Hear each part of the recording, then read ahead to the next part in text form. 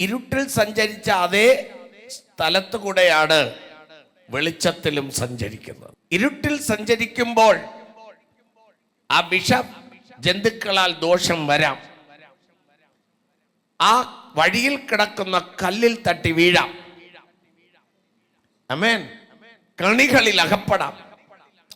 കാട്ടുമൃഗങ്ങളാൽ ബാധിക്കപ്പെടാം.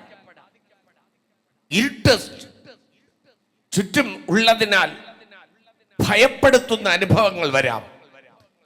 പക്ഷേ നീതി സൂര്യൻ നമ്മിൽ പ്രകാശിച്ചു കഴിയുമ്പോൾ ആ പകലെന്ന് പറയുന്നത് അതേ പ്രശ്നങ്ങളൊക്കെ അവിടെ ഉണ്ടെങ്കിലും ഭയപ്പെടാതെ മുൻചെല്ലാം.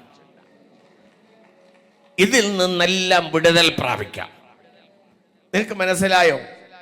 നിങ്ങൾ രക്ഷിക്കപ്പെട്ടത് കൊണ്ട്, ക്രിസ്തുവിനെ അറിഞ്ഞതുകൊണ്ട്, സ്നാനപ്പെട്ടത് കൊണ്ട് ഈ ലോകത്തിൽ ജീവിക്കുന്ന കാലത്തോളം ഇരുളിൽ നടക്കുന്നവർ നടക്കുന്ന അതേ വഴിയാണ് നമുക്കുള്ളത്.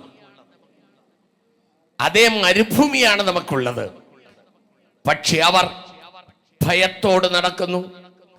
അവർ എപ്പോൾ വേണമെങ്കിലും ആപത്തിൽ അകപ്പെടാമെന്ന് നടക്കുമ്പോൾ എൻ്റെ ദൈവം അവയിൽ നിന്നെല്ലാം പ്രകാശം തന്ന് നമ്മെ സംരക്ഷിച്ച് നമ്മെ ജയകരമായി നടത്തും. അവർക്ക് വരുന്ന പ്രശ്നം നമുക്കുണ്ട്. അവർക്ക് കുടുംബത്തിനകത്ത് വരുന്ന പ്രശ്നം നമുക്കുണ്ട്. അവർക്ക് ലോകത്തിൽ വരുന്ന പ്രശ്നം നമുക്കുണ്ട്. അവരെ പോലുള്ള സാമ്പത്തിക കഷ്ടങ്ങൾ നമുക്കുണ്ട്.